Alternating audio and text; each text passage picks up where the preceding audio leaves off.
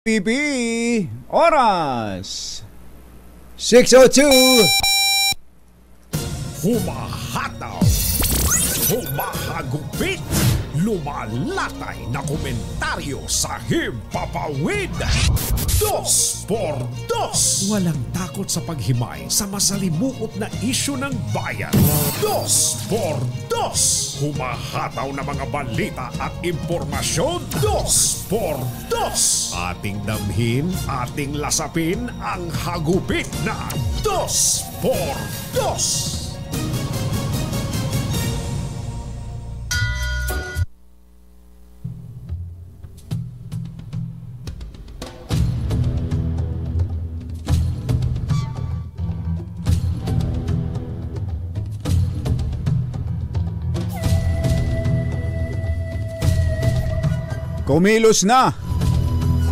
Kumilos na si Pangulong Bongbong Marcos para humanap ng solusyon sa tinatawag na o maituturing na standoff sa pagitan ng Senado at Kamara kaugnay ng charter change. Inamin ng Pangulo na maging siya ay duda na opsyon pa rin ng PI bilang paraan para amyendahan ng 1987 Constitution.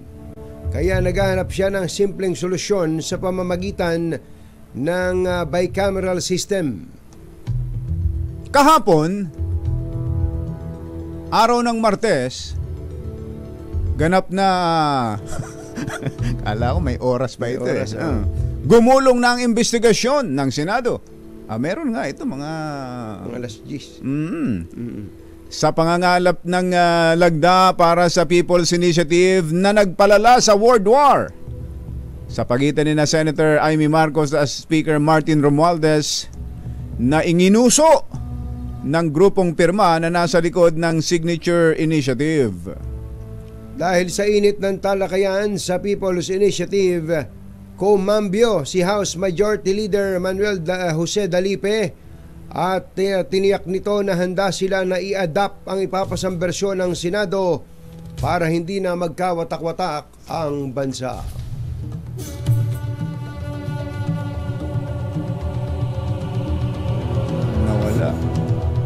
Nawala yung isa.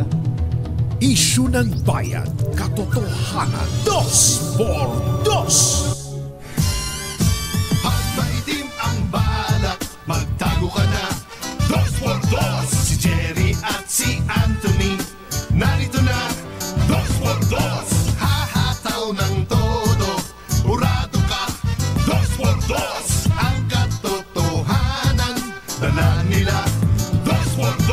Walang sinasamba pali, maniwala ka, 2x2. Hahataw ng husto, tol, umasa ka, 2x2.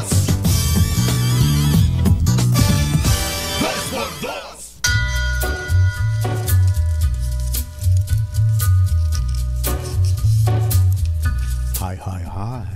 Take a little walk. Maganda morning. Cross the Lamig. Lamig. where the viaduct. Magandang umaga, bayan! Bayan! Ito po si Jerry Baha. Ito po naman si Anthony Taberna. Muli pong sumasa inyo ang 2x2 sa umagang ito ng Friday! Kumusta kayo mga textmates, mga text partners, mga kapamilya, kapuso, kapatid, kabarkada, mga kapitbahay? How are ya? Inyo pa rin bang nilalasap, ninanamnam ang lamig ng panahon? Sarap, ano? Ang taas mo. Mataas ba ako? Nag-star margarine ka ba? Ibinaba ko na nga ito eh. Binaba ba? Ayan o. Ayan. Ano kaya, baka naman kaya ako. Ikaw mababa. Ayan. Ayan.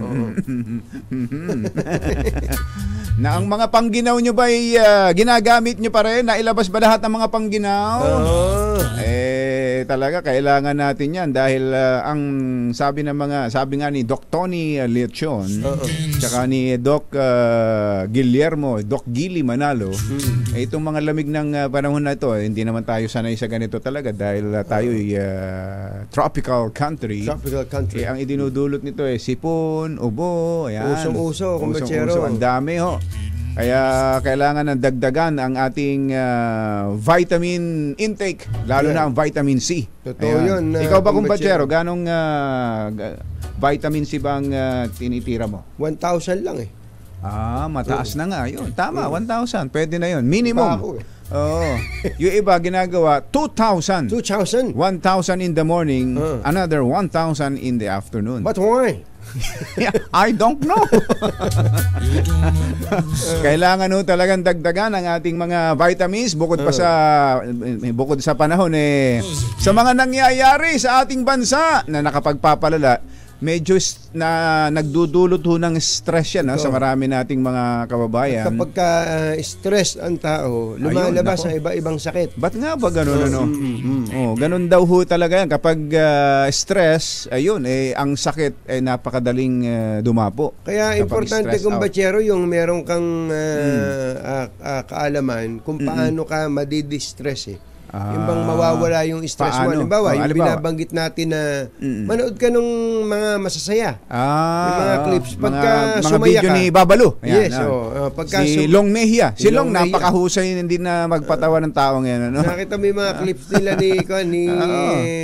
ni Lucky Manzano. Si Lucky. Silang dalawa, yung mga biglaan ni Long Mejia. Matatawa ka At kapag natawa ka, nagra-radiate daw yun nagra-radiate ng good vibes sa iyo. So, makakalimutan mo yung lungkot mo o kaya mawawala yung lungkot mo. At pagka ganon, yung sakit mo ayoko na nga lumabas. Nagtatago yung sakit. Nagtatago na yung sakit. Ayoko na nga. Yun, mawawala na yung sakit. Napaka-importanting suggestion yan, recommendation para on how to distress ourselves. Totoo. Tandaan ninyo, laughter is the best medicine. Ayun, kasi kapag mag-iingat lang kayo kapag kayo ay naghahanap ng mga video-video na ganyan. Ito si Derek Eugenio, sabi niya, Viva Max Movie Idol. Iba naman ang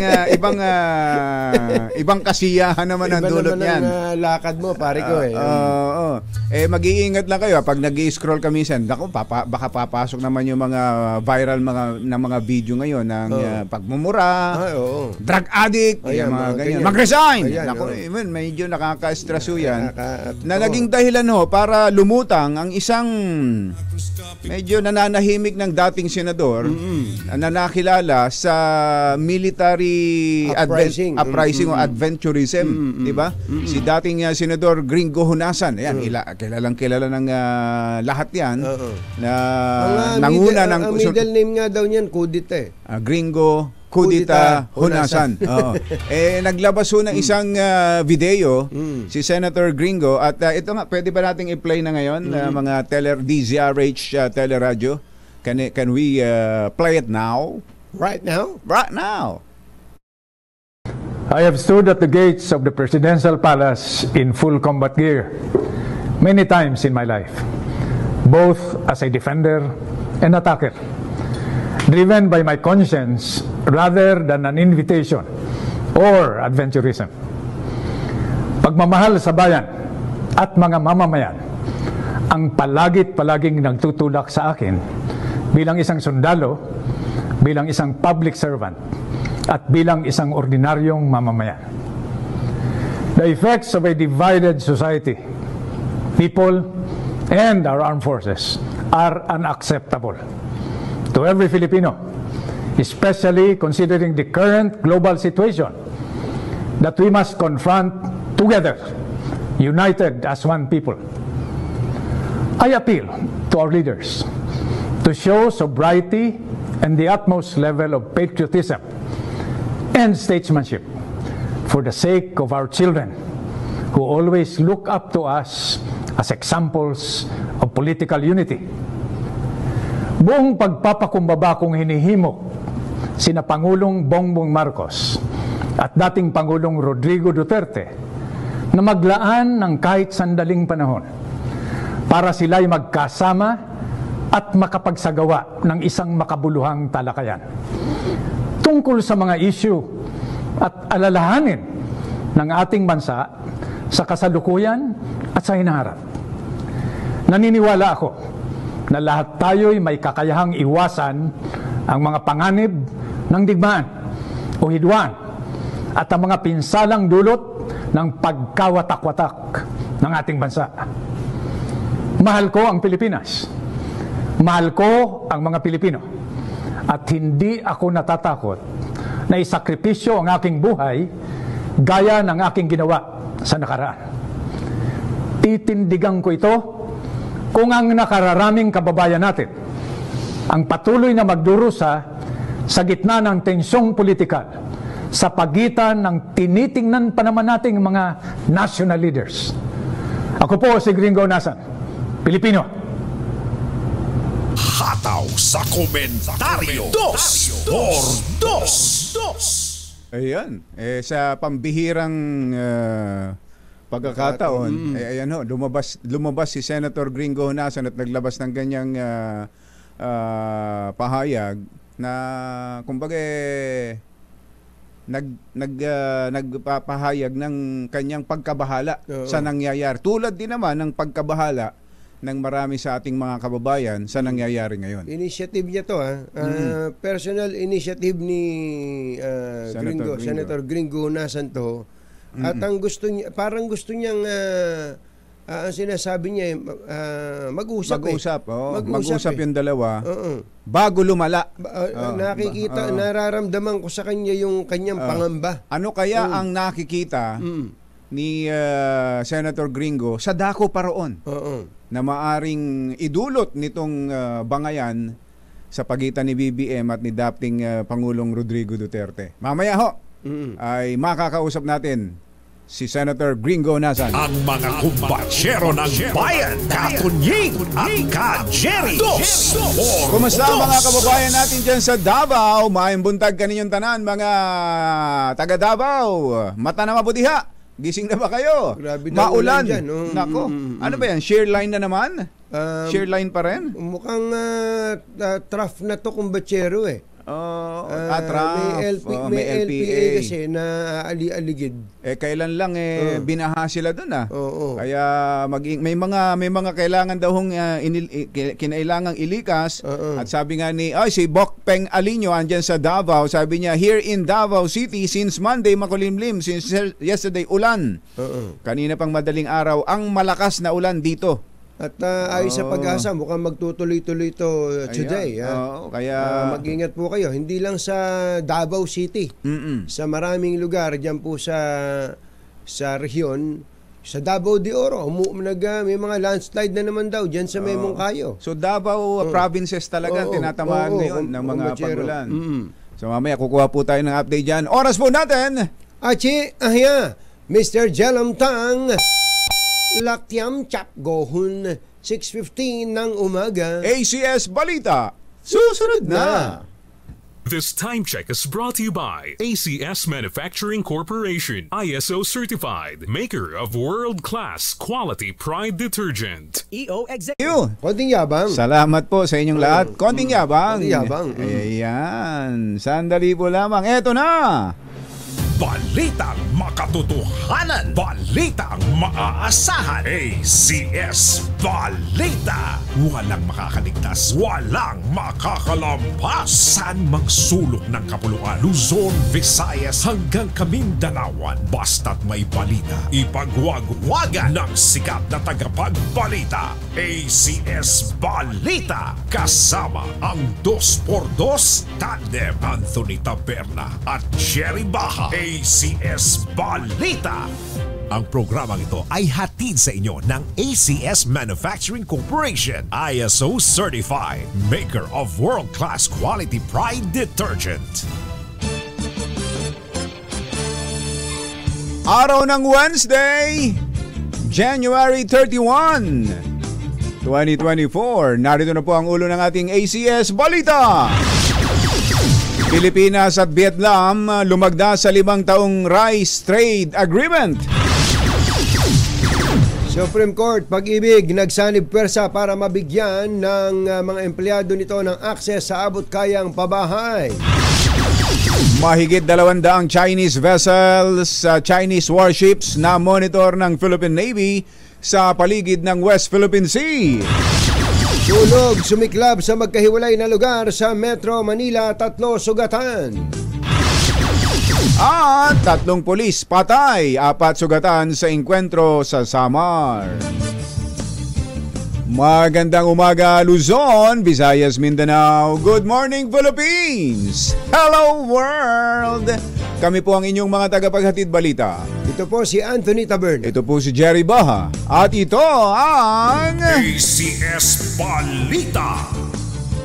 Alas 6:22 ang ating oras. 5 taong magsusupply ng murang bigas ang Vietnam sa Pilipinas.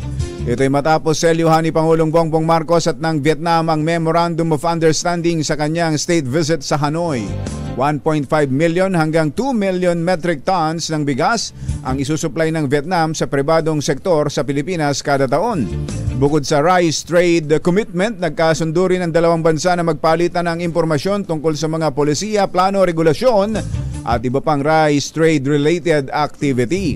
Nilagdaan din ng Pilipinas at Vietnam ang isang Memorandum of Understanding para sa cooperation in agriculture and related fields. ACS Balita. Nakipagsanib pwersa ang Korte Suprema sa pag-ibig para mabigyan ng abot kayang pabahay ang kanilang mga empleyado. Lumagda ang mga ito ng Memorandum of Understanding para sa pagpapatupad ng group sale of real and other properties acquired program. Ano? Pumirma daw sila sa Memorandum of Understanding And para sa pagpapatupad ng group sale of real and other properties acquired program. Layo nitong makapili ang mga empleyado ng property mula sa listahan ng mga nahila to eh. Yung mga acquired assets. Uy, ang dami nga pala niyan. May mga nagte-text sa ating sa accredited developers ng pag-ibig. May mga nagte-text sa text line natin. Ano na nga yung text line natin? 0995-257-6399. Mga housing na nabubulok. Yun nga eh. Merong housing sa police. Merong housing sa ganito. Sa militar, sa teacher. Nabubulok. Kasi yung iba ay hindi naman in-avail. Yun na nga. Yung programa. Paggawa ng bahay, ang mga developers na tie up before sa NHA. Sa NHA. Hindi ba, may kinover pa ako dati dyan na housing project na tinubuan na ng talahib. Nasa loob na ng bahay yung talahib. Doon lang sa Palayan City. Meron yan. Sa may dito Palayan City. sa San Jose del Monte. Yung isang natanggap ko yatang text parang dito sa San Jose del Monte. Malapit-lapit lang. Pero walang laman. Kasi nga kumbatsero ay wag naman magagalit yung mga gumawa nito. At ang mga kumita. At mga kumita. Sige, magalit na nga kayo. Ang kakapal ng mukha ninyo. Sino ba naman titira? Kahit aso, mahihiyang tumira dun eh. Talaga. Bukod sa napakalayo sa lugar nila, sa lugar ng trabaho, ayun nga, pagkaliliit. Kaya nagtapon lang ng pera ang gobyerno doon. Kumbaga, hindi pang pulis o hindi pang sundalo eh. Parang, nako. Sino yung mga kumita dyan? Kaya kailangan kung merong mga ganon, kumbatsero, halimbawa may mga tao namang nandoon sa paligid. Ayun, yun yung text sa atin. Ipamigay na lang daw doon sa mga walang ano doon. Ipamigay na lang, ayusin ng community. May local government officials naman doon, may LGU naman doon. Makipag-usap dito sa pag-ibig halimbawa o kaya sa NHA kung NHA yan. At pagkatapos, ibigay na lang. Kesa nag-i-squatter yung iba nating mga kababayan sa mga lugar sa mga probinsya na yun. Ito yung nag-text kumbatsero. Tama, PNP Housing. Dito po sa tabi ng CTA Roma Subdivision, Barangay Gaya-Gaya, San Jose del Monte, Bulacan. Taon na po ito, nilumot na. Ay, nako. At nakakahinayang na pinabayaan ito. Sana po maipaabot ito sa NHA, baka po pwede ayusin at ibigay na lang sa mga walang bahay. Totoo. Ito, nag-text dito sa text line natin. Parang familiar ako dyan sa subdivision na yan. Na-i-cover ko rin yan. Baka nga napunta mo ito. Ang problema kong batsero dyan, malilinggit. Ayun na nga. Akala yata sila dagul yung titira doon. Hindi naman sa nagkukan tayo, namimintas. Pero talagang hindi siya... sa bagay, yung mga kondo ngayon kaliliit. Ang mga pulis natin at mga PNP housing, titira ba dyan ng pulis? Nawala naman ng dignidad ang mga pulis natin kung ganun lang kaliliit. Siguro, kung papayag yung number 3 niya. Number 3 na. Yung number 2, siguradong hindi. Hindi. ACS Balita. Samantala, Yeah. mahigit 200 barko ng Chinese Maritime Militia ang naispatahan sa paligid ng Panganiban Mischief Reef sa West Philippine Sea. Ayon kay Philippine Navy spokesman for West Philippine Sea Commodore Roy Vincent Trinidad, bukod pa ito sa 15 hanggang 25 Chinese warships at 10 hanggang 15 barko ng China Coast Guard. ACS Balita. Inilaglag ng People's Initiative for Modernization and Reform Action o PIRMA si House Speaker Martin Romualdez sa kontrobersyal na People's Initiative. Sa pagdinig ng Senate Committee on Electoral Reforms, inamin ni PIRMA Lead Convener Noel Oñate Na ano? nakipag-meeting siya kay Romualdez para makakuha ng 3% na lagda sa bawat congressional district. Tapos? Nang tanungin kung si Romualdez ang ulo nito, Ano sinabi? sabi niya, hindi naman. Asan ang inuso dyan? Asan ang inuso dyan? Akala ko ba inginuso si Speaker? Akala ko yung balita na sasabihin, hindi, siya talaga nagturo sa akin. Ito siya. pumapondo nito. Siya ang nangunguna dyan. Ano ba sinabi? Sinabi niya na nakipag-meeting. Nakipag-meeting at sumuporta. So hindi si Speaker ang nangunguna. Yun. Sumuporta lang. Sumuporta sa initiative nila. Yun ang sinabi ni Oñate. Ay, yun pala. So, inginuso na pala yun. Inginuso ngayon. Alas 6:28 ang ating oras. Maupay nga aga, mga kasangkayan, mga kabugtuan, mata na kamo, gising na. 3 katawan sugatan sa sunog na sumiklab sa isang commercial building sa Quezon City. Kinilala ng Bureau of Fire Protection ang mga sugatan na sina Jericho Rosales. Uy, Jericho. Si Eko. Hiwalay na siya kay Kim Jones. Oo nga. 21. Iba ito. 21 anyos. Jericho Sales. Jericho. Rodito Jericho Merondilla at Michael Fajardo. Napawang nagtamo ng maraming paso sa iba't ibang bahagi ng kanilang katawan. Nagsimula ang sunog bagong mag-alas 4 ng madaling araw kahapon na umabot pa ng second alarm bago idineklarang fire under control ng alas 7. Bago nasabing sunog, tinupok din ng apoy ang isang commercial area sa Caloocan gabi ng Lunes bago tuluyang maapula. Bago mag-alas naapula, mag-alas 12 ng hating gabi. Ay, Leo at Adventurer, 6:29 na ng umaga. Patay ang 3 pulis habang sugatan ng 4 panilang kasamahan sa nangyaring shootout laban sa isang criminal gang sa Santa Margarita, Samar. Tumanggi muna ang mga taga-PNP na pangalanan ang kanilang mga tauhan hanggat hindi pa naipapaalam sa kanilang pamilya. Ayon kay PNP Public Information Officer Jean Fajardo, magsisilbi sana ng arrest warrant ang grupo ng mga pulis laban kay Edito Ampuan, leader ng gang, nang makipagbarilan ito kasama ang kanyang mga tauhan. Hindi pa mabatid kung may nasawi din sa panig ng Ampuan gang, ngunit na-aresto naman si Edito at 2 pang wanted na miyembro nito na kinilala sina Jojo Altajeros, Rogelio Macurol at isang kasamahan. So yung 3 pulis na ito, kumbatsero na napatay, ay mga bayani kayo. Mga bayani kayo. They were killed in action at namatay habang tinutupad ang kanilang tungkulin. Hindi pa pinapangalanan ng PNP pero nakikiramay po kami sa kanila pong kapamilya. Susunod! Dito po! Sino itong maamong tupa na pumasok sa lungga ng mga leon? Matindi Pero nakalabas ng buhay. Aba, matindi Sino kaya ito? Yan ba hindi naman ko niyan, hindi naman si hindi man si Daniel yan. Hindi si Daniel. Hindi si Daniel yan. Pero parang tunog Daniel din ang dating. Pumasok sa lungga ng mga leon. Pero nakalabas ng buhay. Matindi ano kaya? Ipinasok pa kaya niya yung ulo niya doon sa bunganga ng leon? Pero ayaw pa rin siyang kagatin? Baka takot yung leon sa kanya. Ano kaya ang ginawa nitong tupa na ito? Na pumasok sa lungga ng mga leon? Alamin yan. At iba pang mga nagbabagang balita sa pagpapatuloy ng ACS Balita. alas 6:31.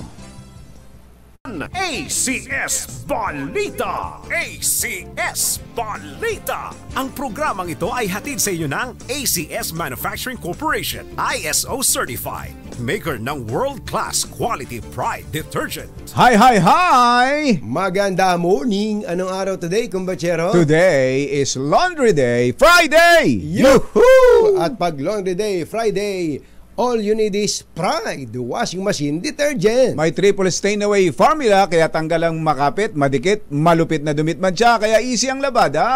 Kaya pala mula noon hanggang ngayon, all you need is Pride. All you need is Pride. ACS. Kasama ang 2x2 Tandem Anthony Taberna at Jerry Baha. ACS Balita! 6:37 ng ating oras. Ito ba'y parang tagpo sa Biblia na si Daniel ba 'yon? Si Daniel kumbachero? Daniel, ay kumbachero. inihagi sa lungga ng mga leon. Sa buta ng mga leon dahil Oo. siya ay nanindigan sa Nanindigan. kanyang pananampalataya Mhm. na siya ay nananalangin Oo. sa kanyang Diyos. Ayan, no. Bagamat meron kasing inggitero sa May kanya. mga inggitero. Oo. Isinuplong siya. Sinuplong siya Ito kay si Haring Daniel, Dario. hindi Oo. sumusunod. Oo, ayan. Ayun o, yun o. Oo. Sabi, wag mananalangin. Pero, Oo. Pero nananalangin pa rin. kahit na gutom yung mga leon, Oo. ni hindi man lang tinikman si Daniel. At mukhang isinubo pa nga yung ulo niya sa bunganga ng leon eh.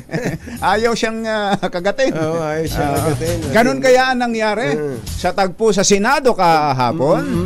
Sa pagdinig ng Senado, isa pong kongresista, isang party list representative ang dumalo sa isang pambihirang pagkakataon dahil sa umiiral na interparliamentary courtesy. Hindi ho ginagawa yun eh.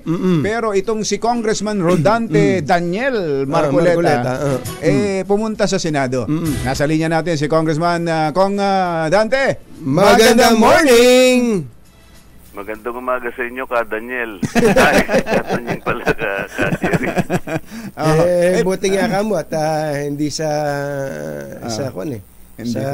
apoy inihagis tong si Oo, iba hindi naman sa- yun. iba naman yun. Yung tatlong Si, si Shadrach, Meshach at si si Abednego naman. Abednica. Oo. Ito si Kadante, ba't ba kayo napunta ron? Kayo ba'y inimbita? Kayo ba'y sinabpina? O kusang loob kayong pumunta? Inimbita ako nung chairman ng committee, si Senator Amy, Ka Jerry. Ganun. Sa paanong paano In what pong- capacity in what po? capacity po kayo kinumbida? Tinext niya ako. Text lang. Sabi niya, meron akong hearing sa PI, alas 10 ng umaga bukas. Will you attend, please?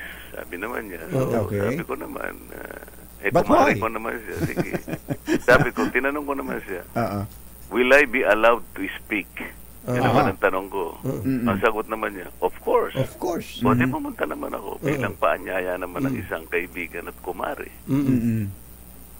So, dahil invitasyon, pumayag naman kayo, nagpaunla kayo. So, wala hong yung tinatawag na interparliamentary courtesy, walang walang lalabag doon. Walang Oo. issue doon. Aha.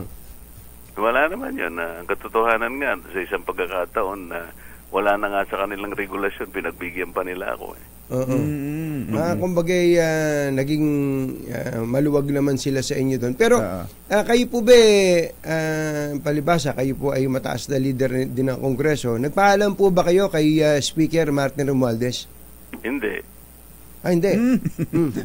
Bakit? Dahil Bakit po? nagpunta ako doon sa sarili kong capacity dahil inimbita ko eh. Oo.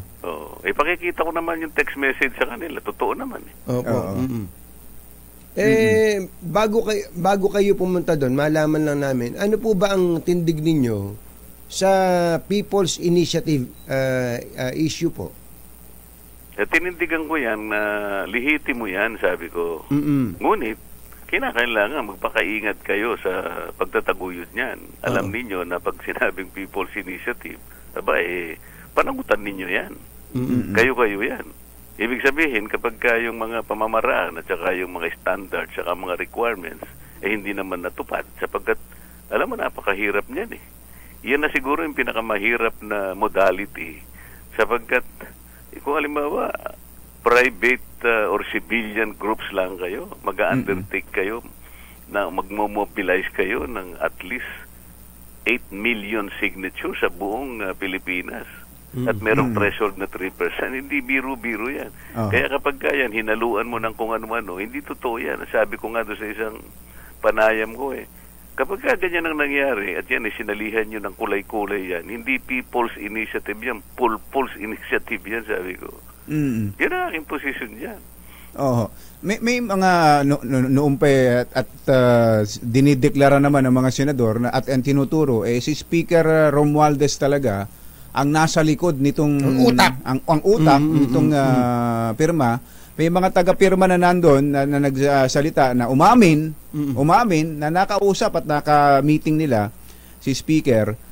Kayo ho ba'y naniniwalang si Speaker mismo ang nagpasimuno nito ng pirmang ito? Wala kasi akong ebidensya na pinasimulan niya Pero ako, maring maniwala ako na pumunta sila para humingi ng tulong. Kasi nga, sabi ko nga, napakahirap na ito. Napakahirap na undertaking ito. Baka akala ninyo, biro-biro ito. Ngayon, kung pinunta nila sa Speaker, that's another matter. Ang pinag-uusapan, sino ba yung nagpanukala? Sino ba yung nagpasimula? Kaya nga, sino nag-initiate? Ang pinipilit ko nga, bakit ka ako hindi nyo tawagan yung Anthony Abad? Kamunti ko nang nasabing Anthony Taberne. Alam mo, Katunying, Jerry, ang itinatago nila rito, kaya ako nagpunta doon, ang gusto ko lang sanang i-highlight, bakit takot na takot kayo? Palagay mo na, halimbawa, na talagang ito ay ginusto ng mga grupo na yon. At ang talagang lumitaw doon, yung kanilang amendments, voting jointly. Ito yung issue na natatakpan Bakit takot na takot ang mga senador? Talagang nanginginig sila kapag nakikita nila yung voting jointly. Meron pa nga senador doon, naglupasay doon nagsalita ron, halos maglupasay sa floor ng ng Senado Takot na takot sila dyan. Kapag yung voting jointly na naigyan, halimbawa, sabi nila, malulusaw ang Senado. Tingnan mo ang ignorance nila, Katonying. Paano mong lulusawin ang Senado? Constituent Assembly nga Kapag nilusaw mo Senado, wala nang Constituent Assembly. Hindi ba?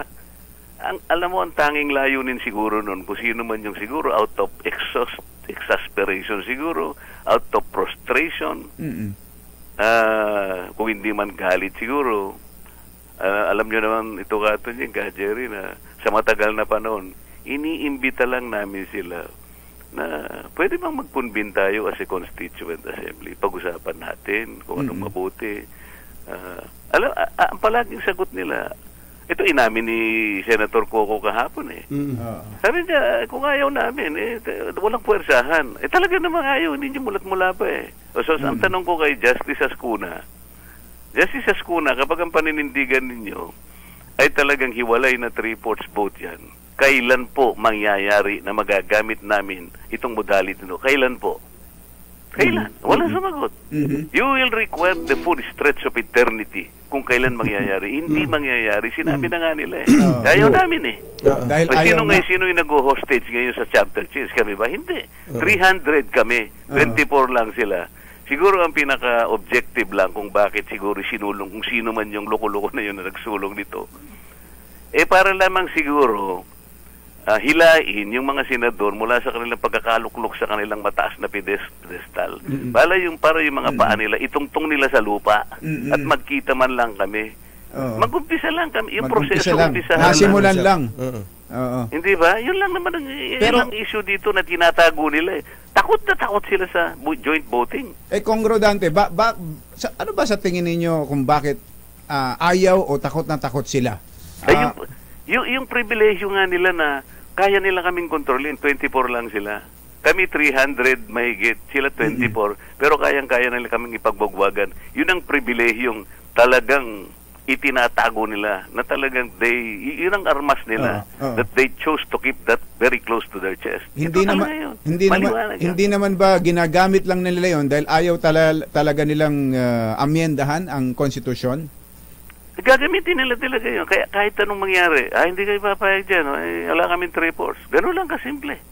Ganun lang kasimple. Kaya sabi ko kay Chairman Aimee, kako, can you stipulate?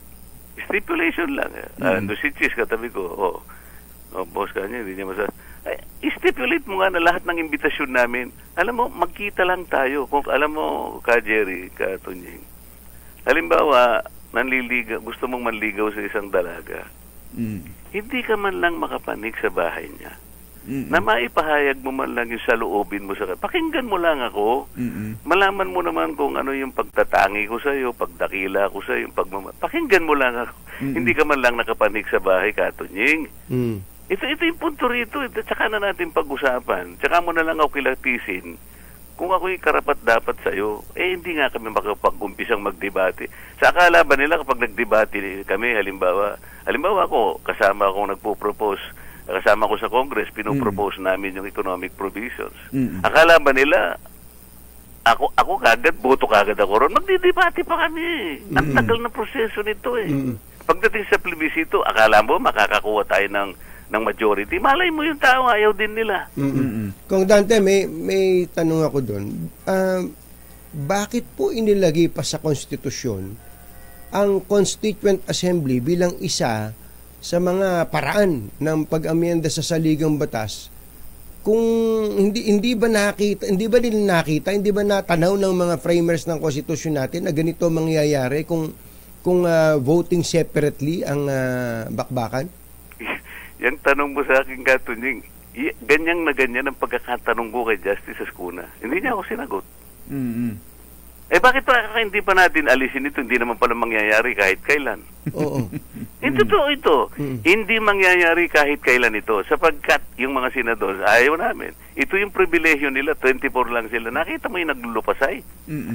Sabi, huwag ninyong gagalawin ito. Ito yung aming pribilehyo na kahit sino sa inyo, hindi kayang abutin. Pasensya na kayo, Kadante, hindi po namin sino po ba yung naglupa sa'yo na senador? Hindi, pasensya na kayo, baka kasi may nakikinig yung mga tao sa atin ngayon. Si Senador Joel Villanueva, yung kanilang majority floor leader. Nanggagalaiti, nanginginig ang baba. Maniwala ka sa akin. Kaya nga, actually yung naglupasay, hindi ko termino ito. Termino ito ni Jen Subarjaga. Si Jen pala. Pero yung description niya, talagang tama-tama. Talagang halos maglupasay siya doon. Isip-isipin mo sabihin niya na, Mr. President, mga national leaders tayo, hindi po tayo district representative. Nakalimutan niya, Katunying, ka Jerry, pare-pareho lang kami ng salary grade. Pareho lang pala kayong sweldo ng senador? Hindi, salary grade na pareho kami. Ewan ko yung mga perks nila, baka hindi ko na alam kung ano yun. Sa pork barrel, pare-pareho lang ba kayo? Hindi, malaki rin pork barrel, pero sila, ang minimum na insertion nila na pwedeng, ito kasi legal na ang mga insertion ngayon na ililista mo lang. Pag nilista mo, legal yan. Kaya wala na pork barrel. Kasi yung pork barrel, lista mo doon, pero ikaw pang ikaw pang ngayon, basta nilista mo doon, huwag ka na makialam. Awal na yun. Sila hindi. Hindi, saka ito po assuming, just for the sake of argument, na magkaroon ng botohan sa Constituent Assembly para po sa pagbabago sa konstitusyon, hindi ba magdadaan pa naman yun sa plebisito, referendum? Dadaan pa sa plebisito yun. Sino ba yung unang-una, Katunying? Di halimbawa, nilatag na namin. Magdidebate kami. Gusto ko kanya ito yung ilatag nating pagsusog sa saligang batas. Bakit? Nasisiguro ba nila na ako gusto ko kagad yun?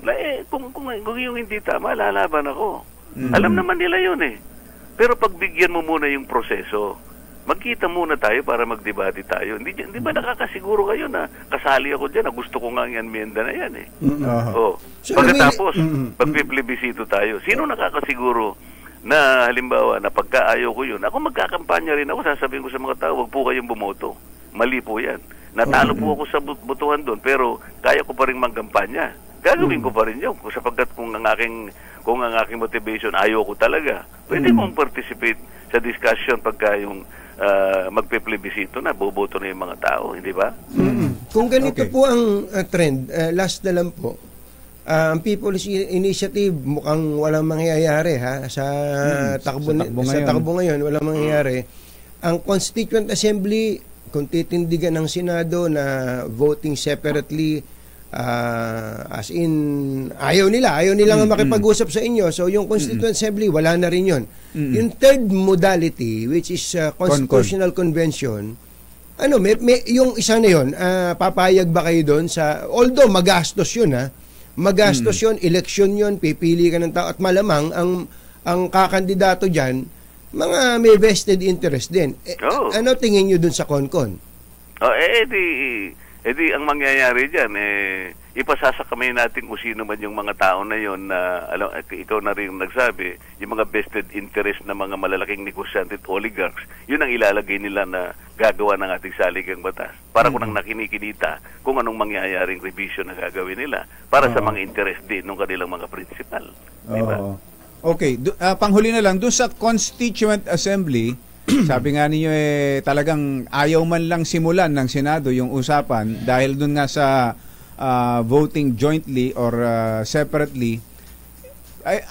Ang House po ba ay ayaw ding pumayag na voting separately o open ang House leadership basta maituloy lang ang Constituent Assembly sa paraan ng pag-amyenda sa saligang batas? Kaya napapansin ko, hindi na rin sila papayag kasi magsasayang lang kami ng panahon wala rin Sinabi na ni Coco Pimentel kahapon, hindi nyo kami mapapuwersa. Sabi ko, wala naman mamuwersa, kaya nga walang mangyayari rito So wala nang charter change na magaganap. Nangako sila sa Pangulo, sabi niya, sige, ano natin. Sinabi ko, after 3 days yata ako, tumalikod ka rin, di ba? Ganun naman sila talaga Wala na, forever na nga. So forever, kung ganun ang takbo ng pangyayari, magiging forever na. Itong constitution natin. Yung palang aking constitution pwede ko nang ipa-frame. Kasi forever na to. Wala na. Meron palang forever. Yung ating constitution, ka Tunyeng, ka Jerry, nakasulat na sa bato. Grabe, Kung Dante, maraming salamat. Magandang morning. Magandang morning. Salamat po. Congressman Rodante Marcoleta ng Sagip Party List.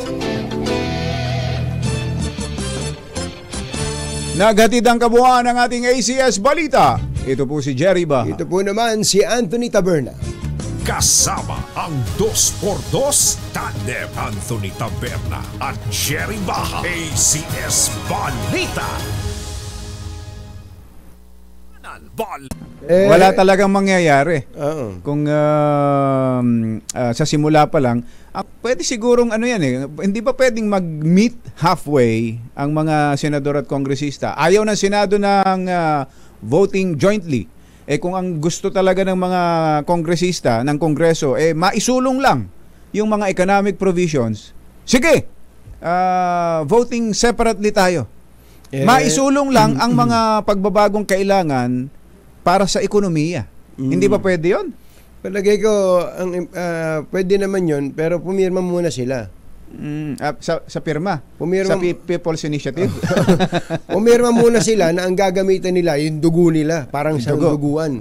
May pirma sila na, ito lang ang aayusin natin sa konstitusyon. Ito lang. Ito lang ang aayusin natin walang na economic political provision. Kasi allergic ang Senado dyan Kapag inopen mo kasi for discussion, for revision, ang ating konstitusyon, siyempre papasok lagi yung iba pang mga dapat na baguhin, yung mga gustong magbago. Kaya lang kung talagang isasara lang natin ang isasara, napagbibintangan tuloy ang Senado na ayaw talagang baguhin ang konstitusyon. Na para bagang tulad ng mga aligasyon, may mga akusasyon ngayon sa Senado na sinasabing ang mga senador ay namumunini, sinusuportahan ang mga oligarchs. Dahil ang mga oligarchs ay ayaw papasukin ang mga dayuhang mamumuhunan dito sa Pilipinas.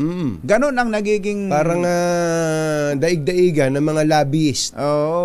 Itong Senado. Alam naman natin lahat, pag tinanong mo nga mga senador, meron talagang mga dapat baguhin sa economic provision. Pag tinanong mo sa ganito, meron talaga. Pero hindi mangyari. Walang mangyari. Saan tayo mapupunta? Saan tayo mauwi? Away tayo ng away sa wala. sa wala. Kaya nga ang binanggit ko kanina dito kay Greg alam mo na si Greg na lang kinaka sa haba ng commercial natin. Na umuo naman. Umuo. Wala na. Yung konstitusyon na to, kung may flaws man ito, meron man itong mga kamalian, may mga dapat baguhin. Wala na, hindi na mababago yan kahit may itinakda din sa konstitusyong ito na may mga pamamaraan. Kasi tinan mo tatlo pa nga eh. Tatlo, yung People's Initiative, hindi mo paniniwalaan ngayon yan kasi sasabihin, hindi, yung nagsulong niyan ay may masamang motibo. Yung pirma niyan, pirma niya may kapalit na pera. Yung pumirma niya, hindi alam kung ano yung pinirmahan nila. So in other words, yung People's Initiative, durog na. Wala na yan. Constituent Assembly. Hindi rin obra. Hindi tayo pwedeng magsama sa isang bubong. Dahil 24 lang kami pagka dinivide mo kami sa kami ang divisor, ang dividend ay 340. Durog na kami. Sa botohan talo. Talon-talo kami. Yung Constitutional Convention. Nako, napakamahal doon. Dahil mag-election pa tayo, maghahalal pa tayo ng... buti sana kung hindi natin papansinin ng gastos. Pero halimbawa, willing tayong gumastos. Alam nyo naman ang takbuhan. Ikaw mismo nakikinig sa amin. Nung nakaraang eleksyon nga, ikaw, huwag ka nang lilingon. Ikaw lilingon ka pa ikaw nga, hindi ba naghihintay ka rin? At magkano bang bigayan? Tapos kung makapagsalita ka ngayon sa nangyayari sa bayan natin parang aping-api ka. Samantala, ipinagbili mo yung boto mo. Talaga. Hindi ba? Ikaw, tapos ngayon pipiliin natin. Halimbawa, binabanggit natin Constitutional Convention. Ganun lang din mangyayari. Parang bumoto ka ng congressman. Bumoto ka ng congressman na per district din yan mangyayari. Tapos mamimili din ng boto yung kandidato sa Constitutional Convention. Dahil sino yung kandidato? Anak o kamag-anak, pamilya ng congressman o ng politiko sa inyong lugar. Kaya nga, tigilan na natin to. Nag-aaway lang tayo dito. Tigilan na natin to. Nang walang mararating. Kaya tinan nyo, mula nung time ni FBR hanggang ngayon, laging pinag-uusapan, laging pinag-aawayan ito. Kaya doon sa mga naniniwalang walang forever, merong forever. Ano ang forever? Konstitusyon natin. Jerry Baja at Anthony Taberna sa 2x2 sa DZRH. Number 1. Kauna-unahan sa Pilipinas. NBC Manila Broadcasting Company. DZRH, member kapisanan ng mga broadcaster ng Pilipinas. Member KBP, oras! Kapopoy, 8 minuto na makalipas ang 7 ng umaga. Balitang bagong-bago, balitang dapat alam mo, balitang magdadagdag ng talino dahil bagong impormasyon, makibalita, unang-una sa DZRH. Pangunahing balita kasama ang 2x2 tandem nina Anthony Taberna at Jerry Baja. 31 ng Enero 2024. Narito na po ang ulo ng ating mga pangunahing balita. Pangulong Bongbong Marcos balik Pilipinas na matapos ang 2 araw na state visit sa Vietnam. Dating Pangulong Rodrigo Duterte nanindigan sa akusasyong kasama si BBM sa narco list ng PIDEA. Planong hanapin ang dokumento para isapubliko. House Speaker Martin Romualdez, todo tangging orchestrator ng People's Initiative. Matapos ang pagdinig sa Senado. Signature campaign upang ihiwalay ang Mindanao sa Pilipinas inilutang ni Digong. O Chacha yun Resolusyon na ibalik sa Hunyo hanggang Marso ang pasukan ng mga estudyante. Inadapt na ng isang panel sa Kamara. Sundalo na gulungan ng truck habang natutulog sa Negros Occidental, patay. Magandang umaga Luzon, Visayas, Mindanao. Good morning Philippines. Hello world. Kami po ang inyong mga tagapaghatid balita. Ito po si Anthony Taberna. Ito po si Jerry Baha. At ito ang Pangunahing balita. Bago sa detalye ng ating mga balita, nasa linya na natin si dating Senador Gringo Honasan. Mr. Senator, magandang morning!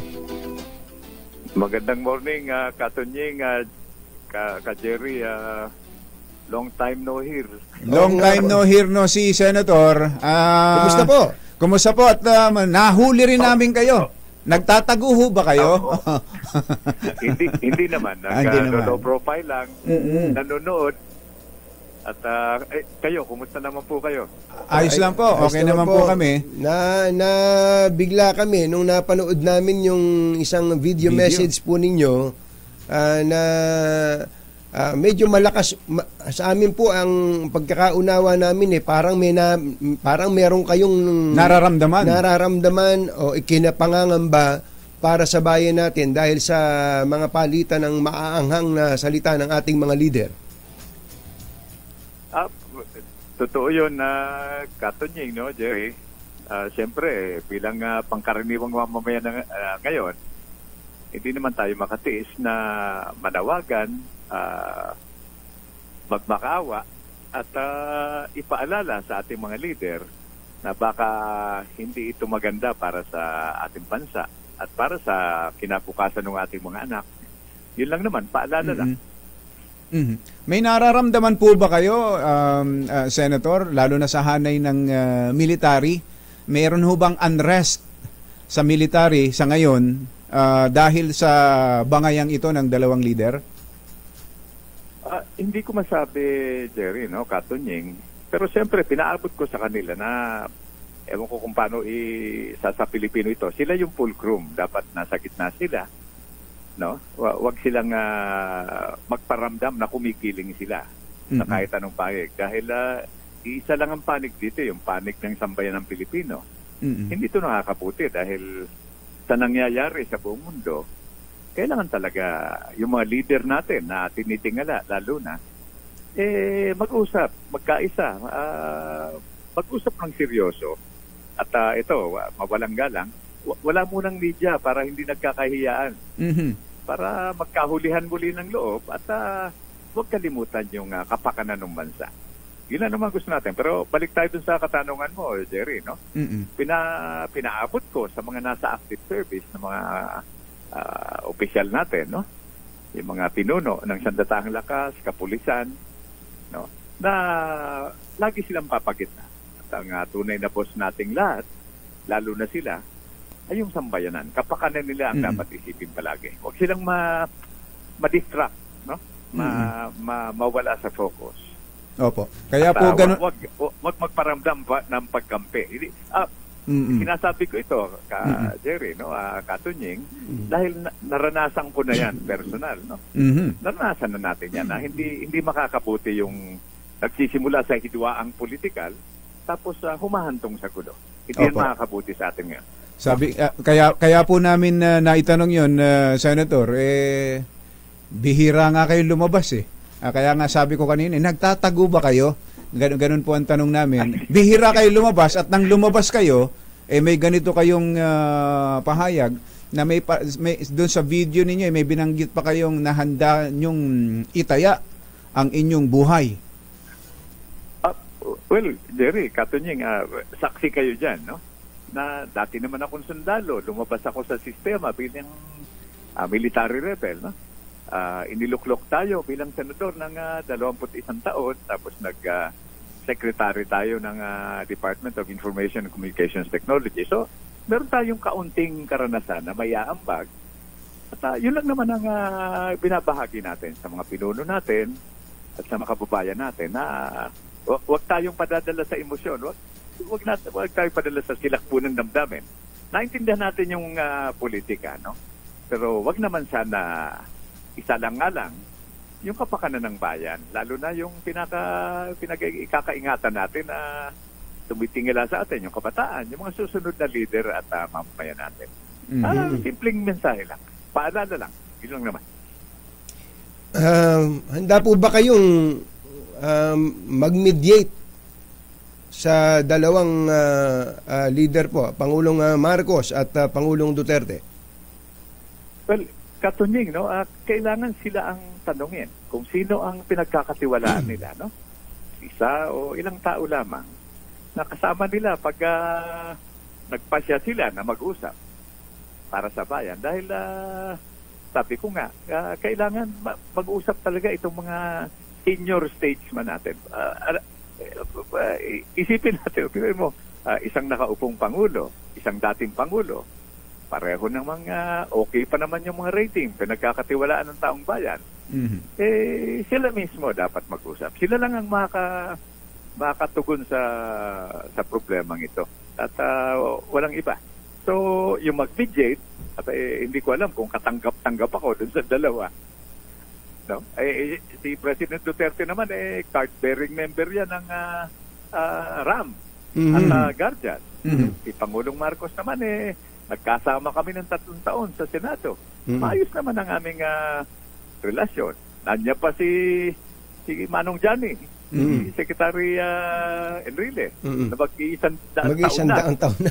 Parating na February 14. Hindi, pero magiging mahalaga ang papel na gagampanan ng ating professional na media, no? Sa kaganapan sa mga darating na araw. So yung mag-mediate, decision ng dalawa nating leader ito, no? At mahalaga ito na maisagawa sa lalong madaling panahon dahil pag pinabayaan ito, Katunying, no? Ano mo naman, Jerry, no? Katunying, maraming mga sulsul at nanggagatong dyan. Baka imbis na masolusyonan, lumala. Hindi. Ang dami pang kaganapan sa buong mundo, hindi pa natin nararamdaman yung epekto nito, no? So, kailangan talaga humarap tayo sa mga tunay na problema. Ano mga tunay na problema na? Pagkain. Yan ang number 1 daw sa survey.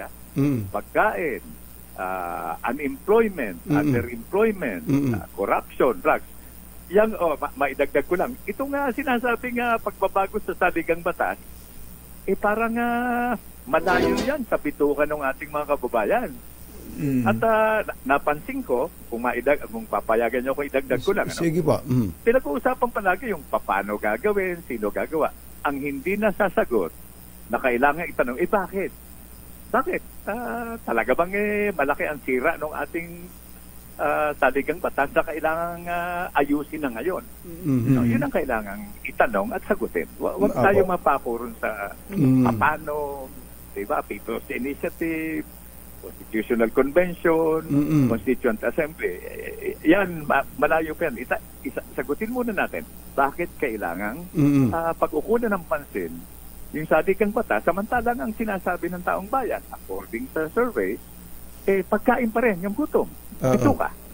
So, ang obserbasyon po ng ilang mga nakakausap din natin, ang bigat ng mga binitawan ng dating Pangulong Duterte at sabi nga nung sumagot ang Pangulong Marcos shots fired, ano?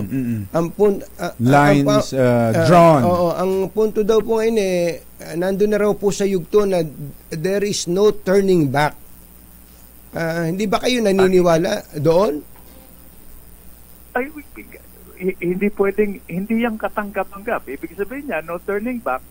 So ano ang end game nito? Ano ang kahahantungan nito? Kailangan siguro, hindi naman ako nag-aadilantado, no? O nangunguna dahil sa tingin ko, malawak naman ang karanasan ng ating dalawang Pangulo, no? Si former President Duterte at si Pangulong Marcos, no? Hindi pwedeng sabihin ano turning back. Paano yung bayan? Paano yung sambayan ng Pilipino? Paano yung mga anak natin, mga apo natin? Paano yun? Ayun na nga. Mabuti po sinabi niyo yun, Senator Greg, ano? anong endgame nito. Kayo po, ano ang nakikita niyong endgame nito, yung objective ni Pangulong Duterte para gawin niya ito? Hindi ko masasagot yung Katonying. No? Hindi naman pwede nating husgahan batay sa pananalita. Opo. Sumagot din naman ang Pangulong Bongbong, no? Alam mo na, nag-uusap sila tungkol sa gamot. Babawal na gamot, yung painkiller. Imagine ninyo, Katonying, no? Jerry, no?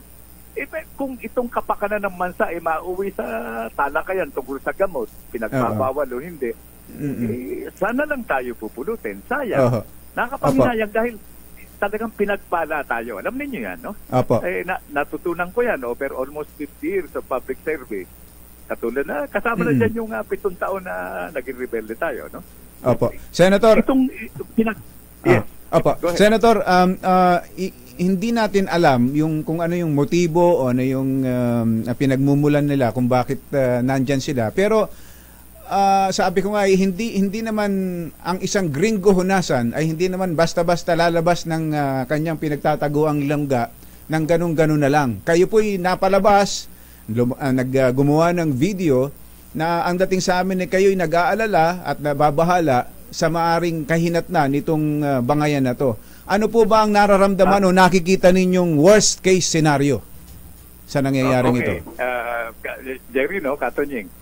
Kung napansin niyo yung video, ang liit-liit ko ron, no? Ang laki-laki nung bandila ng Philippine flag. Ibig sabihin tayo, yung mga damdamin natin, yung mga sinasabi natin, kahit na sabihin mong no turning back, isalang-alang natin yung mga issue na mas malaki sa atin kahit na pagsama-samahin tayo. Di ba? Yung bansa, yung Philippine flag, yung future, yan dapat. Pero ano ang worst case scenario? Mag-iwahiwalay na tayo. Yan ba ang gusto natin? Yan ba ang gusto ng sambayang Pilipino? Pag nag-iwahiwalay tayo, nagkapaklas-paklas itong republika na pinagbuwisan ng pawis, dugo at luha. Lalo na ng mga pangkaraniwang mamayan na walang trabaho, nagugutom. Yan ba ang gusto nating endgame? So ang makakasagot dyan, kaya pinaalala ko lang, no? Taong bayan na ang sasagot dyan. Hindi na si President Duterte o si President si Pangulong Bongbong Marcos, no? Ang sasagot dyan, taong bayan na. Pero yung trust po, tingin niyo po ba magtitiwala pa sa isa't isa ito pag umupo sa kumbaga maghaharap sila sa isang dining table o saan man? Katonying, no? Jerry, no choice sila rito. Pag sinabi lang no turning back, no? Kung siseryosohin natin yon, ano ang alternative? Di gulo. Ngayon, kung gulo ang gusto ng taong bayan maraming may kakayahan para manggulo. Diba? So, ibig sabihin na hindi pwedeng pabayaan ito. Yun lang naman ang punto ko, no? Ang panawa... Hindi ako nagmamarunong, diba? Hindi ako nag-aadilantado. Ito hindi naman ito usaping politika lang eh. Ang usapan talaga rito, what about the country? Paano yung bansa? Paano yung mga anak natin?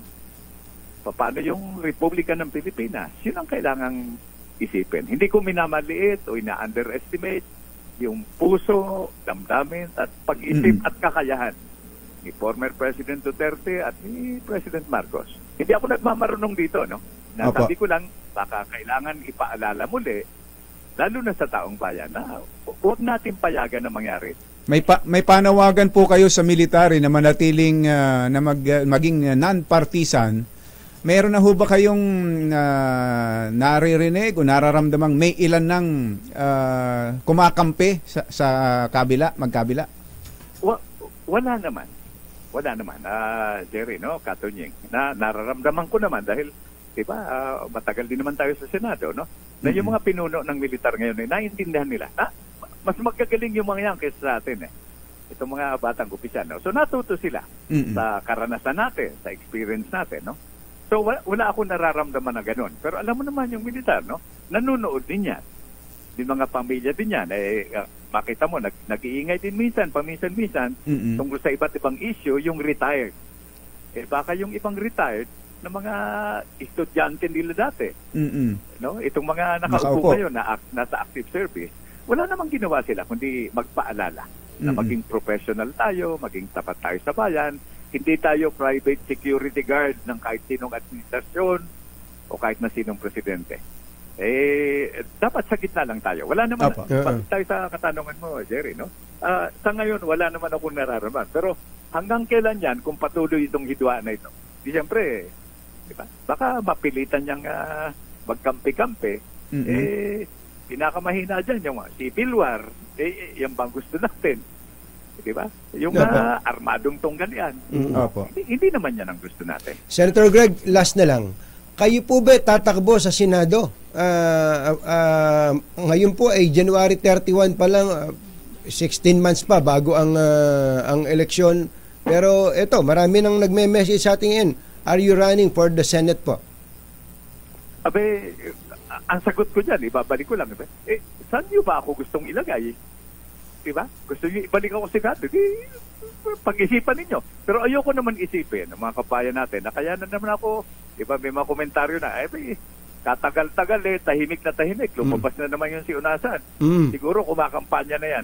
Ayokong ganun ang isip. Ito parang kayong dalawa. Katunying, no, Jerry? Ito nangingibabaw dito yung pagmamahal sa bayan. Kung mauwi na naman ito sa early campaigning, darating na halalan, filing na sa October, politikang puro yan. Hindi naman ganun ang motibo natin. Kung kilala ninyo ako, hindi naman tayo kilala sa ganun, di ba? Politika lang, hindi naman ganun. Senator Greg, salamat po sa pagtanggap sa tawag namin, pagpapaunlak. Magandang umaga po. Thank you. Magandang umaga. Maraming salamat po. Mabuhay po kayo. Si Senator Gringo Honasan. Mga nangunguna at mga bagong balita sa DZRH. Pangunahing balita. 7:27. This na si BBM. Ano ang dala? Ano ang pasalubong? Bigas. RH14, Let Narciso. Let! Balik Pinas na nga si Pangulong Ferdinand Marcos Jr. mula sa 2 araw na state visit sa Vietnam. Alas 3:30 kaninang madaling araw nang lumapag ang eroplanong sinakyan ng Pangulo at kanyang delegasyon sa Villamor Air Base. At sa kanyang arrival statement, ibinahagi ni Pangulong Marcos ang mga naseryohang kasunduan at kooperasyon sa kanyang pagbisita doon. Ayon sa Pangulo, nagkasundo ang Pilipinas at Vietnam na lalo pang palakasin ang areas of cooperation bilang tanging strategic partner sa Asia. Sa kanyang pulong kay Vietnam President Vo Van Tung, tinalakay-anya nila ang pagtutulungan sa larangan ng depensa, maritime, kalakalan at pamumuhunan, edukasyon, turismo at kultura. Partikular na binanggit ng Pangulo ang mga napirmahang kasunduan sa rice trade at maritime cooperation. Nagkaroon rin ng hiwalay na pulong si PBBM kina Vietnam Prime Minister Pham Minh Chinh at National Assembly Chairman Vo Dinh Yu kung saan pinag-usapan ang pagpapalakas ng bilateral relations sa people-to-people exchanges, parliamentary cooperation at iba pang areas of collaboration. Sa trade and investment, tiniyak ni Pangulong Marcos na poprotektahan ang interes ng negosyo ng mga Pilipinong nag-ooperate sa Vietnam habang nagpahayag naman ng interes na mamuhunan sa Pilipinas ang mga business executives doon.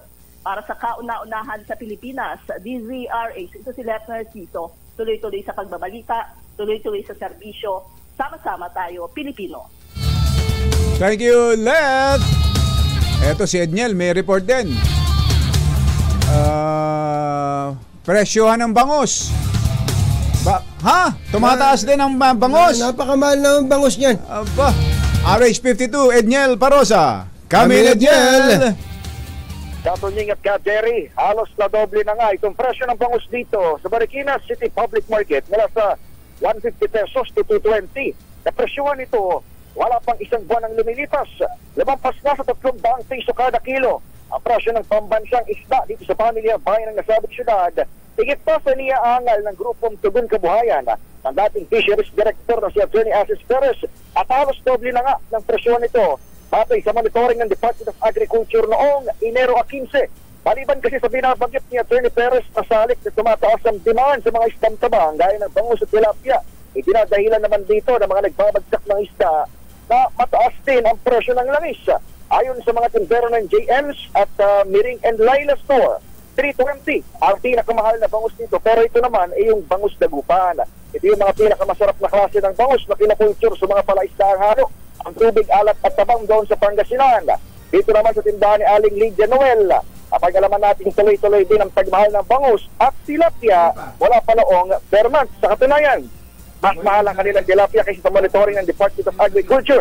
Pinakamahal naman ng tilapia sa Metro Manila hanggang kahapon. Sabi ng DA, 170 ang per kilo ng tilapia, pero dito 180 na ang bentahan nito kada kilo. Kahapon, naramdaman ay kapat na sunod na oil price increase, higit sa diesel at higit 2 pesos naman sa presyo ng gasolina. Para sa kauna-unahan sa Pilipinas, DZRH, ito si Edniel Parrosa. Tuloy-tuloy sa pagbabalita, tuloy-tuloy sa serbisyo. Sama-sama tayo, Pilipino. Yehey! Naku, ito, merong isang barangay tanod. Patay daw sa sasaksak dahil sa away sa parking. Naku po, inang parking naman ito. RH29, Boy Gonzales, coming boy! Jerry, Anthony, iniimbestigan ng Manila Police District ngayon pamamaslang sa isang barangay tanod na sinaksak dahil sa umunoy away sa parking sa Tondam, Maynila, kagabi. Dead on arrival sa ospital, ang biktimang nakilala si Alejandro Nabaha sa barangay Tanod ng kalapit na barangay 51. Ayon sa mga taga-barangay, dumayo daw sa lugar ang biktima para bistahin ang kanyang biyanan.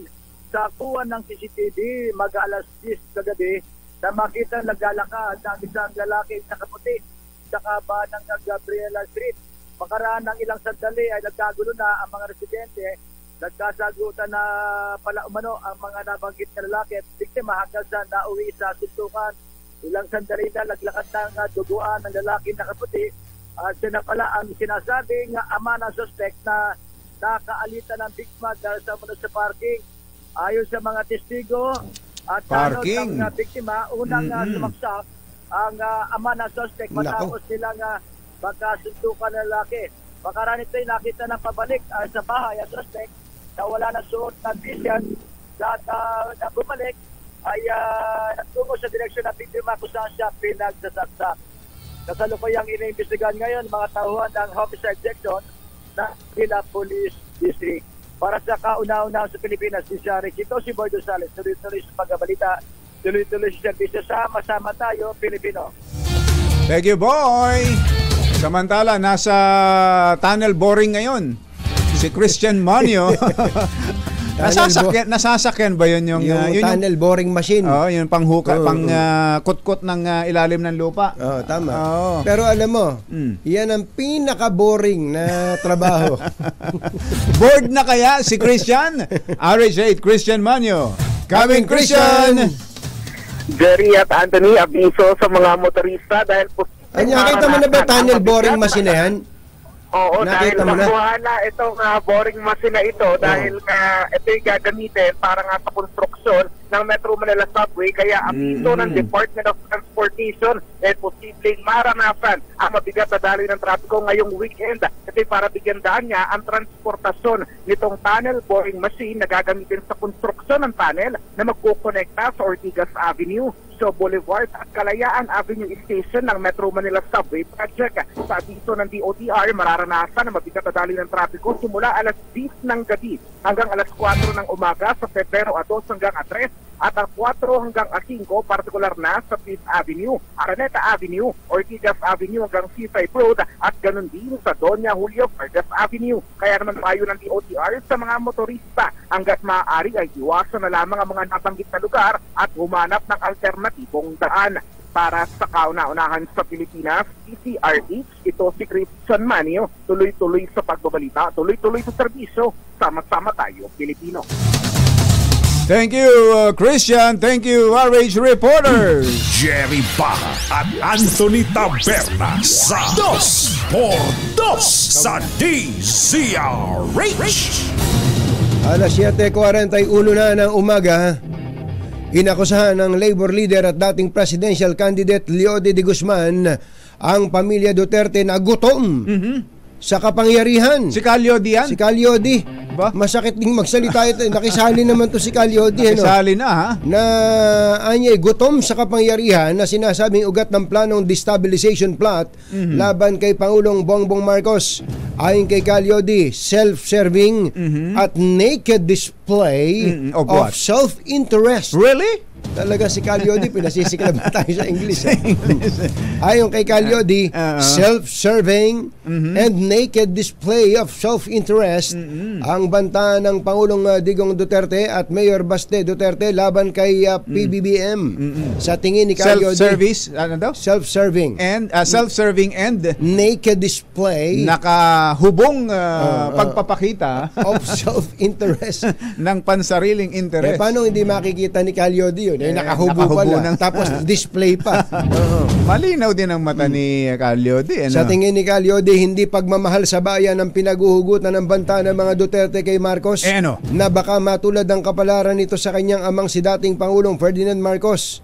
Inakusahan pa nito ang mga Duterte na umaasa sa constitutional succession para maitalagang Pangulo si VP Sara, kaya gusto nilang patalsikin si BBM. Ipinaalala pa ni Calyodi sa mga Duterte ang kaso ni dating VP Jojo Binay na lagi nanguhuna sa mga survey bago ang eleksyon noong 2016. Pero natalo pa rin.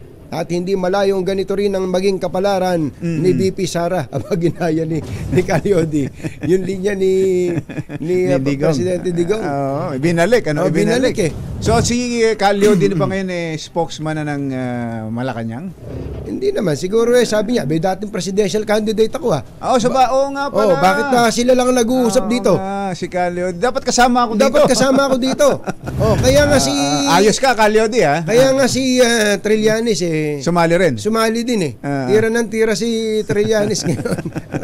Sabi niya, bakit? Kandidato akong VP dapat sali ako dyan. Pero sila yung labor groups, mga labor leaders, karaniwan yan, ang laging binibira niyan, yung nakaupo. Pero ito, kauna-unahan, yung hindi nakaupo yung binira ni Calyodi. Hindi pa kasi siya tapos May karugtong pa ba? May karugtong pa? Ang kong buhay ito. Samantala, nanindigan si dating Pangulong Rodrigo Duterte na totoo ang kanyang sinasabi na sangkot nga sa droga si Pangulong Bongbong Marcos. Iginit ng dating presidente, hahanapin niya ang naturang mga dokumento mula sa PIDEA at kanyang isa sa publiko sa oras na mapasa kamay niya ito.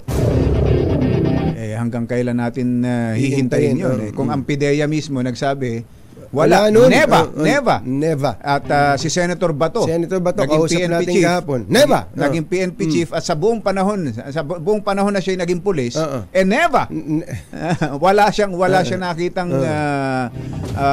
pangalan ni BBM sa drugs list. Depensa ni Duterte, wala namang miyembro ng PIDEA ang maglalakas loob na sabihin na ipresenta ang listahan sa harapan ni Marcos at ipapakita na naroon talaga ang kanyang pangalan. Una nang sinabi ng dating Pangulo na bangag at adik si Marcos at nasa listahan siya ng PIDEA ng mga sangkot sa droga, bagay na itinanggi naman ng PIDEA. Inilutang ni dating Pangulong Rodrigo Duterte ang ideya na ihiwalay ang Mindanao sa Pilipinas sa pamamagitan ng pagkalap ng mga lagda. Natatawa ako dito sa binabasa ko. Ibig sabihin, People's Initiative. Sa ilalim ng United Nations, sinabi ni Duterte na may proseso para mangalap ng lagda sa iba't ibang bahagi ng Mindanao at gagawin sa presensya ng maraming tao ang pagdedesisyon. Sabi ni Digong, gusto na niyang mahiwalay ang Mindanao dahil wala namang nangyari sa bansa matapos ang pamumuno ng ilang presidente kasama siya. Pero nilinaw ng dating Pangulo na hindi naman ito rebelyon o paghihimagsik. Si Davao del Norte Representative Pantaleon Alvarez anya ang unang nagsusulong sa pagnanais ng Mindanao na humiwalay sa Republika ng Pilipinas. Inupakan ni dating Akbayan Party List Representative Barry Gutierrez ang pahayag ni Vice President Sara Duterte na brotherly love ang hamon ni Davao City Mayor Baste Duterte kay BBM. Ayon kay Gutierrez, blatant self-interest ang panawagan ng batang Duterte na magbitiw si Pangulong Marcos at hindi pagmamahal ng isang kapatid. Sa ilalim ng rules of succession ng gobyerno, ang vice presidente ang papalit sa Pangulo kapag nagbitiw ito. Ay Yun na nga, blatant self-interest. Dahil pag pinagbitiw mo yung Pangulo, sino papalit? Ito yung pangalawang Pangulo. Sino ba ang pangalawang Pangulo? Si VP Sara. Si ate. Si ate. Nanawagan din ang abogado kay itong si Attorney Barry Gutierrez kay VP Sara na pairalin ang delikadesa at magbitiw na bilang DepEd Secretary matapos... Sino naman papalit? Meron pang rules of succession din yan. Matapos upakan ng mga Duterte si BBM. Saan nga dati itong si Barry Gutierrez? Siya yung kumanta ng Somewhere Down the Road Our roads are gonna cross again. It doesn't really matter where. Siya pala yun. Siya yun, kumpanyero. Susunod! Tito Boy! Marami tayo dyan. Aktor, walang pinipiling lugar kapag nagagalit sa mga staff. Pinagmumura. Nako. Ang mga staff kahit maraming tao. Matindi pala yan Ano ba yan? Nagmana ba kay Digong yan? Nagmumura. Hindi, si Digong na nagmumura pag maraming tao. Ayun nga. Ito, maraming tao rin eh. Sa gitna rin ng maraming tao, pinagmumura ang staff. Ganon. Speech. Sino yan? Si Nets Itay. At iba pang mga nagbabagang balita sa pagpapatuloy ng Pangunahing balita 7:48. This time muna at mga bagong balita sa DZRH. Pangunahing balita 7:54. Pangunahing balita sa showbiz. Eto na. Uy, magandang umaga pala, kumbatsero, si Kong Ador Plato. Kong Ador, nakikinig sa atin. na tao niyan. At napakabata. Batang-bata, ang kinis. Si Kong Ador ba, ilang taon na talaga? Wala si Mother, matatanong sana natin. Hindi ko na maintindihan eh. Hindi ako maniwalang nasa 80 na yan eh. Pero sigurado ako nasa 80 na dahil nung anniversary ng DZRH minsan, ang sabi niya 80 na siya. 80 plus. Pero sa itsura sabi ko, ito po bang inyong gamit ay papaya? Isasama ka raw niya sa kung saan siya nagpupunta at bakit gano'n ang kanyang kutis. Gano'n Pagpaganda ng... Sumama ka ba? Sumama ka na ba? Hindi eh. Sumama ka. Magandang umaga rin pala. Naku, kumbatsero, pasensya ka na. At si Kong Doming Mariano ay nagpadala ng mangga. Pero nakain ko na. Nakain mo na? Masarap ba? Masarap ba? Siyempre. Matamis. Ay, General Diaz, magandang morning. Ay, Bok Pio Dinyoso. Si General Pio Dinyoso ay nagbe-birthday pala ngayon. Happy birthday, Bok. Tatahi-tahimik ka. Wala ba tayo dyan? Yung ating RH reporter sa Bicol, si Ruel Saldico, birthday ngayon. Birthday din. At si Mami Yoli, yung nanay nitong si Elaine Apit natin. Elaine. Birthday. Sister L. Sister L. Happy birthday, Mami Yoli. Ayan. Eto na. Sino ba ito? Sino ba itong aktor na wala raw pinipiling lugar kapag pag pinagmumura ang mga staff? Uy, si Mayor... Nagtatalumpati rin ba yan? Si Mayor Wes Gatchalian, nakatutok sa atin. Gusto niyang marinig yan. Kung sino yan? Mayor Wes, eto na. Ihatid sa atin ang ating showbiz legend, Morley Alinio. Magandang morning, Morley! Yes!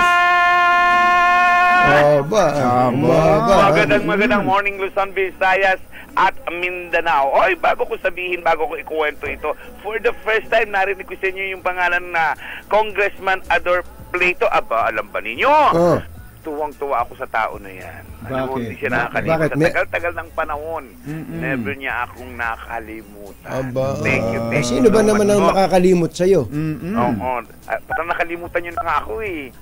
Pambihirang patiso. Ikaw pa. Ngayon pang naging chairman ng MMDA, ng SBMA, ang tatay mo. Mag-anak mo ba yun? Yung bagong chairman ng SBMA? din sana. Oo, no? Sana, oo. Ay! Salamat, Congressman Ador Plato. Anyway, nakakaloka as in super mega nakababaliw itong actor, host, singer na kung saan ay walang pinipiling lugar. Kapag gusto niyang tarayan, kapag may nakita siyang hindi maganda, agad humihiwa ang kanyang matalim na dila. Talaga? Wala siyang pakialam. Kung maraming tao man ang nakakasaksi sa ginagawa niyang pagtataray o pagsasalita sa kanyang staff. Pag ayaw niya. Pag gusto niya. Wala siyang pakundangan. Sabi nga ng ating source, kung sa mga staff, kung makapagtaray ito ay gano'n na lang. What more pa kaya sa loob ng bahay? Na sila lang ang nakakakita at nakakarinig. Talaga? Sino ba yan? Sino ba yan? Ay, tinatanong ng birthday boy na si Kuya Edwin Torres. Edwin Torres. Nasa Ibiza, Spain sila. Aba, nanonood siya naman. Ang naturang aktor na walang pinipiling lugar kapag gusto niyang magtaray, gusto niyang magmura at pagalitan ng kanyang staff ay si actor. Naku, ang daling hulaan kasi nito. Clue! Usap-usapang tatakbo ito sa darating na eleksyon bilang senador. Siya na mismo nag-declare? Hindi pa nagdi-declare pero usap-usapan na. Usap-usapan? Oo. Saka pagka ganitong panahon, di ba? Ang lamig-lamig yung sa Canada, sa Japan, di ba? Oo. Malamig doon. Alam nyo na. Sino? Hindi. Clue. Magre-request nga ako, magpapagawa ako ng jacket para sa inyong dalawa. Hindi. Bigyan ng jacket yan! Totoo ba yan? Yours. Truth. Ayan. Yan ang ating DZRH Showbiz Hottest News. Ito po ang inyong RH47. Morley Alinio. Tuloy-tuloy sa pagbabalita, tuloy-tuloy sa serbisyo. Sama-sama tayo Pilipino. Babu! Ay, Kuyang Edgar Mobido, magandang morning. Basta ba yung pag-aari mong Boracay?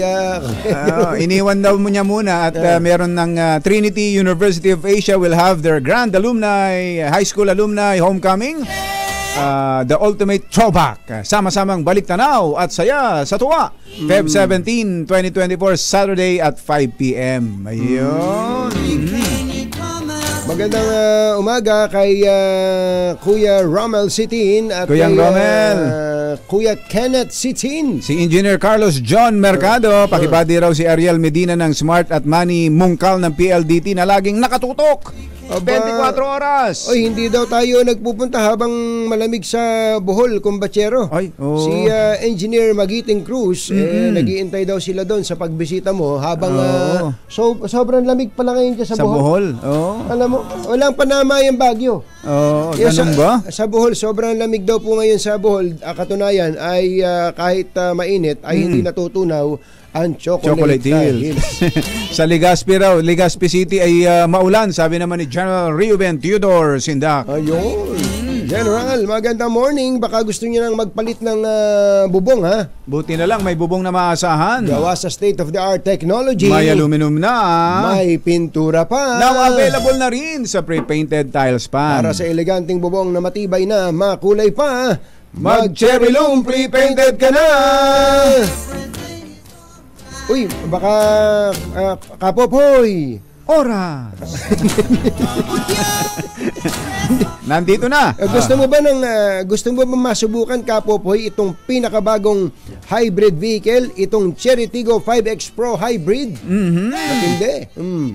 Fuel efficient at 6.6 sa features na swak sa katulad mong naghahanap ng sasakyang pangmalakasan ng dating. Safe at panalo sa advanced functionality. Meron itong 1.5 liter turbocharged engine at 48 volt hybrid system na nagpapababa ng fuel consumption. O, diba? Suwabe sa kalsada at tipid sa gasolina. Secured ka dito dahil meron nitong 6 na airbags, full LED lights at double row daytime running lights, tulong para sa mas ligtas na biyahe. Kaya kung gusto nyong mag-test drive, pumunta lang sa pinakamalapit na Cherry Auto Dealership at masusubukan mo ng imaneho ang Cherry Tiggo 5X Pro Hybrid at i-check out din ang kanilang website, cherryauto.ph. Yun! Eh paano? Andiyan na si Lakay eh. Ang aga. Mukhang naghahasa. Mukhang maraming naitimbre ang kanyang mga bubuit. Double time ang bubuit. Sweldo kasi ngayon eh. Damdaming Bayan, susunod na. Bye! Happy weekend! Woo!